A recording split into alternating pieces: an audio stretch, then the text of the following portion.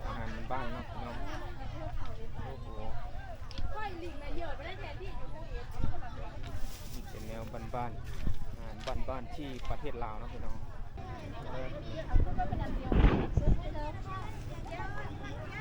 ก็พี่น้องพันธุ์ไม้นี่ก็จะเป็นไม้นำเข้าจากประเทศไทยเนาะพี่น้องสลับเนาะสบายดีสวัสดีพ่อแม่พี่น้องเบิดสุขุสุคนเนาะสบายดีเด้อมื้อนี้พ่อเพชรจะพาทุกคนไปเลาะที่ตลาดอยู่ที่ภาคเหนือของลาวเนาะพี่น้องเนาะก็คืออยู่ที่เชียงขวางเนาะพี่น้องเนาะตลาดน้ำงามที่เชียงขวางไปเบิ่งอาหารบ้านๆเนาะพี่น้องเนาะจะพาไปเลาะเบิ่งว่ามีอย่างนี้เนาะพี่น้องนี่คือบรรยากาศเนาะหนทางอยู่ที่ภาคเหนือของลาวเนาะพี่น้องเนาะอากาศก็จะหนาวเนาะตอนนี้ก็ประมาณอุณหภูมิ23องศาเนาะพี่น้องเนาะประมาณนี้เส้นทางอยู่ที่ลาวเหนือเนาะก็ถือว่าเป็นแข็งนึงเนาะหรือว่าอำเภอนึงที่ว่าแบบอากาศหนาวเนาะพี่น้องเนาะอยู่ที่เชียงขวางเนาะสปป.ลาวเนาะพี่น้องเนาะก็จะมีอาหารบ้านๆเนาะหลายแนวพี่น้องเดี๋ยวพาไปเบิ่งน้ำกันเนาะตอนนี้กำลังเดินทางไปเนาะนี่เบิ่งบรรยากาศอยู่ที่เชียงขวางเนาะฝนตกเกือบทุกมื้อเลยพี่น้องอยู่ที่ภาคเหนือของเราเนาะอากาศก็จะหนาวแน่เนาะคืออยู่เวียงเนาะคันอยู่เวียงจันทน์เนี่ยอุณหภูมิก็จะสูงเนาะพี่น้องเนาะประมาณ30 ปลายองศาพุ่นแหละแต่ว่าอยู่ที่นี่เนาะก็ประมาณ23เนาะบางมื้อก็19 18ก็มีเนาะพี่น้องเนาะขนาดช่วงฝนเนาะคันยามหนาวก็คือ2-3 องศาก็มีเนาะพี่น้องเชียงขวางเนาะพี่น้องเนาะนี่บรรยากาศหนทางเนาะนี่หนทางอยู่ที่เชียงขวางเด้อพี่น้องสปป.ลาวเนาะหนทางในตัวเมืองก็ถือว่าดีอยู่เนาะนี่เป็นบรรยากาศเส้นทางเนาะที่ภาคเหนือของเราเชียงขวางอยู่ก็จะมีแหล่งท่องเที่ยวก็คือเป็นทุ่งไหหินเพียงเนาะเป็น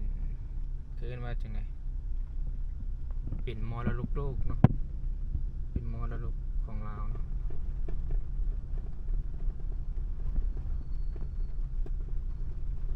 นี่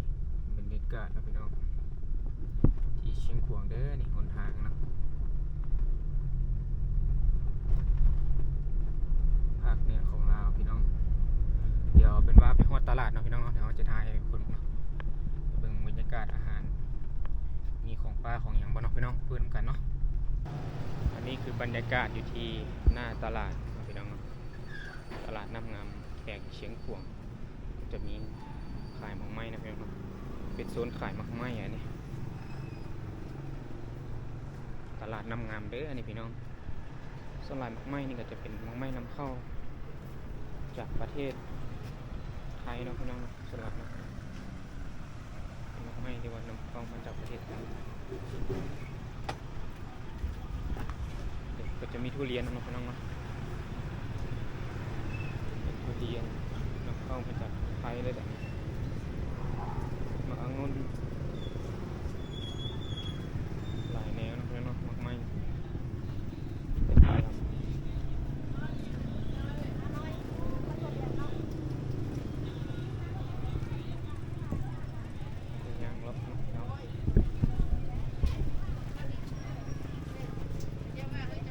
จะเป็นของกินซุปเนาะพี่น้องมันมีวันที่เนี่ยวันที่16เนี่ยที่16มีแต่2 บาท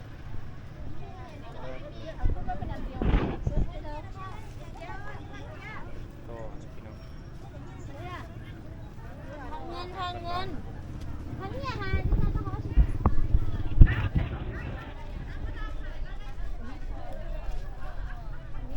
อันนี้เห็ดพี่น้องเห็ดหลายเลยเย็นเนาะอาหารบ้านๆเลยคนป่า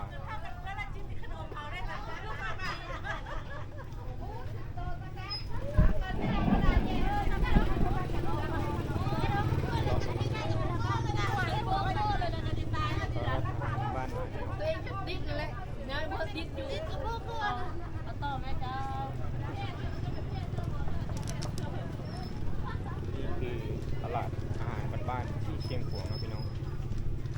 ลาวมีนกนะมีปลาด้วยอันนี้ต่อนะพี่น้องโอ้โหของแปลกเยอะเลย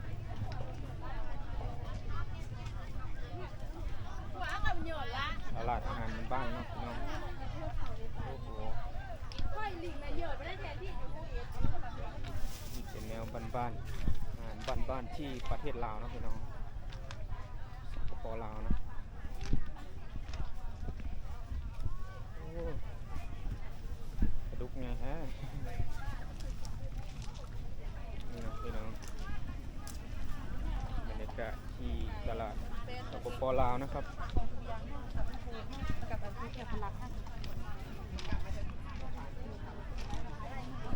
นี่เนาะอาหารบ้านๆเยอะเลยพี่น้อง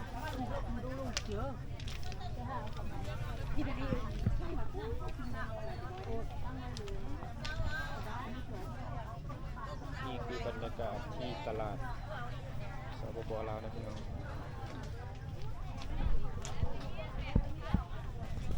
เดี๋ยวเลาะดูนะพี่น้อง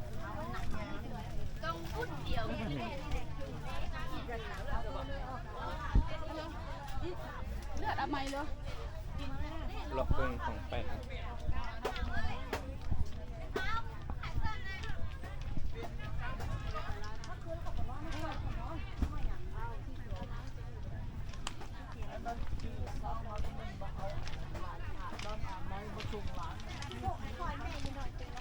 อันนี้ก็จะเป็นอีกโซนหนึงเนาะโซนขายผักขาย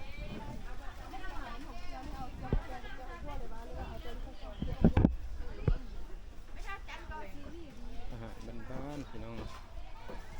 อยากกินบ้านๆที่เชียงขวางตลาดบ้านๆสปป.ลาวเนาะพี่น้องเดี๋ยวเดินดูเนาะ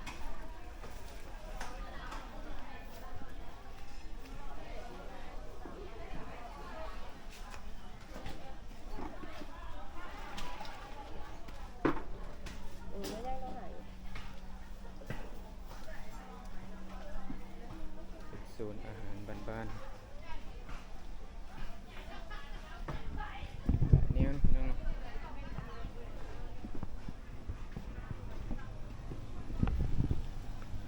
นี่ก็จะเป็นห้างขายปลา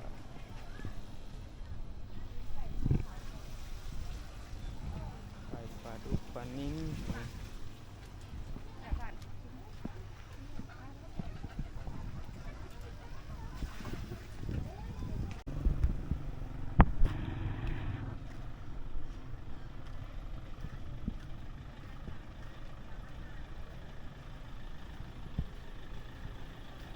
เบิ่งเนาะบรรยากาศบ้านๆพี่น้อง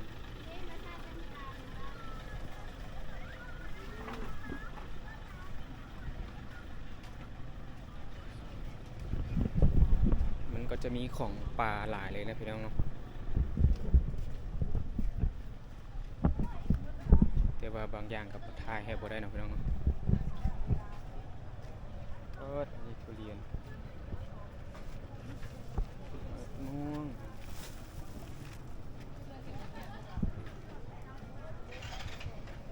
กี้นี่ก็พาพ่อแม่พี่น้องไปเลาะตลาดนะพี่น้องเนาะแต่อาหารปลานี่หลายพี่น้องเป็นพวกสัตว์ป่าเนาะอาหารบ้านๆเดี๋ยวนี้จะพาเบิ่งบรรยากาศอยู่ที่เชียงขวางเนาะเบิ่งถนนหนทางบรรยากาศเงินซานประชาชนเนาะก็จะเป็นประมาณนี้เลยเนาะอยู่ที่เชียงขวางเด้อพี่น้องลาวเหนือเนาะแต่ช่วงนี้ก็อากาศบ่ค่อยหนาวปานใดเนาะเมืองนี้เป็นเมืองเป็นแข่งที่ว่าอากาศหนาวเนาะพี่น้องเนาะเชียงขวางเนาะแข่งเชียงขวางนี่เป็นแข่งนึงที่ว่าอากาศหนาวเนาะแข่งเชียงขวางแข่งหัวพันเนาะซ้ำเหนือหัวพันเนาะนี่คือบรรยากาศแบบสดๆเลยนะพี่น้องเนาะการสัญจร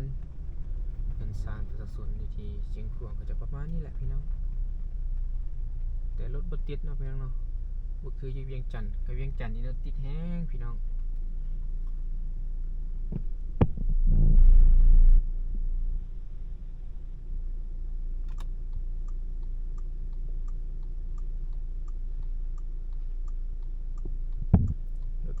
ติดพี่น้องคั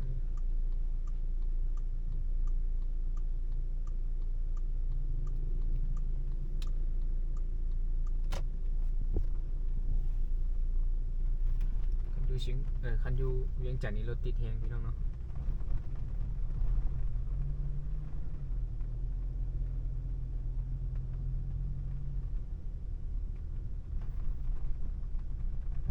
บรรยากาศก็จะประมาณนี้แหละพี่น้องเนาะอยู่ที่เชียงขวาง ของแท้ปะขี่ลัดไปเลยพี่น้องมาจอดเลยอันนี้ทางไง นี่เนาะบรรยากาศสดๆเลยพี่น้องวิธีเชียงขวางเนาะอันนี้ก็จะเป็นซานเมืองเนาะพี่น้องเนาะซานเมืองที่เชียงขวางเนาะอันนี้ส่วนใหญ่จะเป็นภูผาป่าไม้เนาะพี่น้องเนาะภูผานี่หลายเนาะเป็นภูเป็นอย่างส่วนใหญ่จะเป็นพื้นที่แบบเป็นภูเนาะพี่น้องเนาะเป็นภูเงินก็ตั้งแบบนี้เนาะแบบอยู่ถึงภูอยู่แบบโบเรียบคืออยู่เวียงจันทน์เนาะคันอยู่เวียงจันทน์นี่จะเป็นท่องเพียงไงเนาะท่องเพียงเวียงจันทน์อันนี้ก็จะเป็นศาลเมืองเนาะที่เชียงของก็จะเงินประชาชนก็จะประมาณนี้พี่น้องหนทางก็จะประมาณนี้